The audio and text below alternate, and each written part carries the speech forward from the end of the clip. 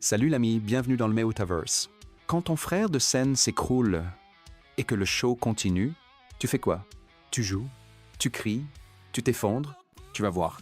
Ici, le rock, ça miaule et ça brûle.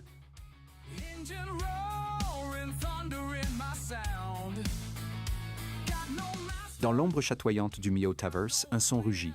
Cat's Death, groupe de chats musiciens, incarne la fureur d'AC/DC. Leurs riffs incendiaires, leurs solos enflammés, chaque ronronnement vibre comme un éclair. Ils vivent l'esprit rock comme un mode de vie. Plongez dans leur histoire. Découvrez la légende féline. Êtes-vous prêts à rugir avec eux? Bienvenue dans Myotropolis, ruelles électrifiées au son du rock félin. Les lampadaires clignotent, l'air tremble.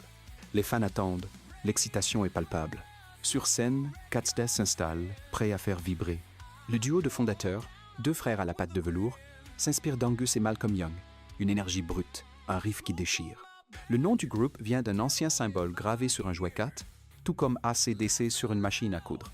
Leur son promet une tornade musicale. Au cœur de Cat's Death, deux âmes brûlent plus fort que les autres. Angie Scratchpaw, petit chat noir, toujours vêtu d'un uniforme scolaire usé, bondit sur scène comme une furie. Il incarne l'esprit d'Angus Young, avec ses solos enflammés et ses sauts acrobatiques. Son frère, Malcolm Scratchpaw, plus calme, assure la rythmique avec une précision chirurgicale. Et puis il y a Bon Scratch, le chanteur.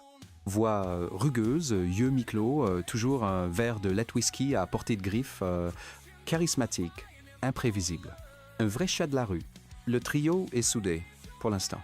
Mais dans l'ombre, la tension rôde. Tout bascule le soir où Cat's Death joue dans un entrepôt désaffecté de Myotropolis. La foule est en délire. Les poils se hérissent. Les miaulements deviennent hurlements. Une vidéo de leur performance devient virale. Anguille, possédé, électrise le public. En quelques jours, les labels félins s'arrachent le groupe. Tournée, affiches, interviews, contrats, tout va trop vite. Mais sous les projecteurs, Bon Scratch boit plus. Beaucoup plus. Ce succès, il ne le contrôle pas. Pour Angie, c'est l'adrénaline. Pour Malcolm, c'est la peur du crash. Et ce crash ne va pas tarder.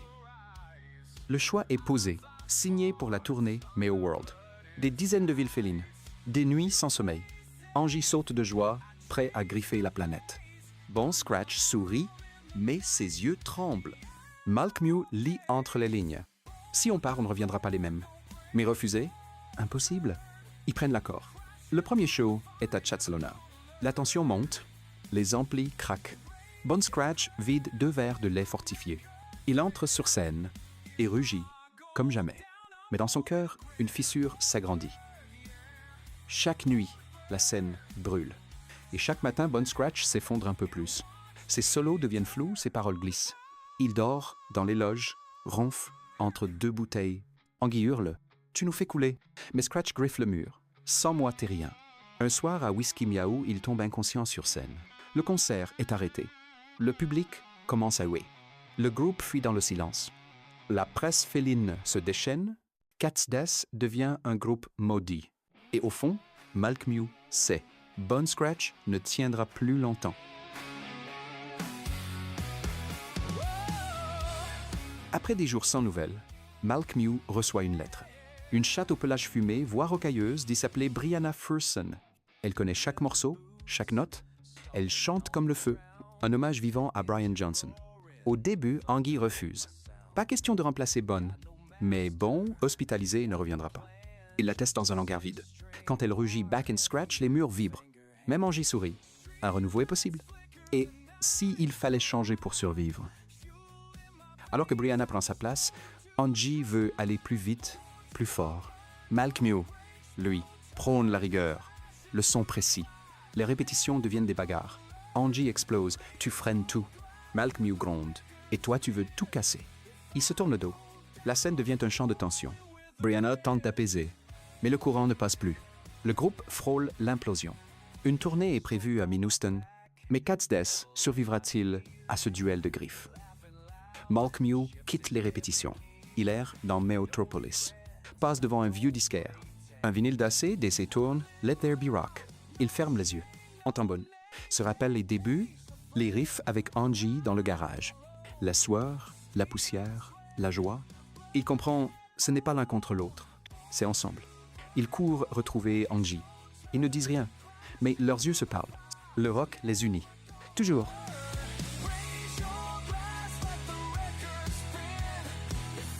À Minuston, le stade est plein. Le public attend. Cats Death monte sur scène.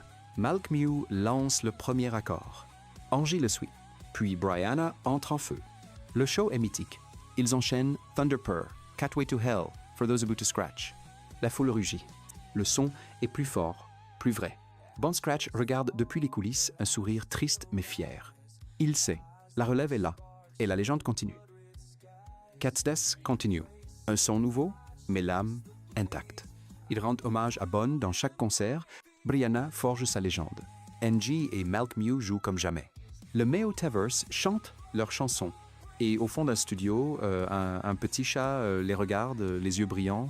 Il gratte une guitare en carton. Peut-être qu'un jour, ce sera lui sur scène. Le rock ne meurt jamais. Il renaît.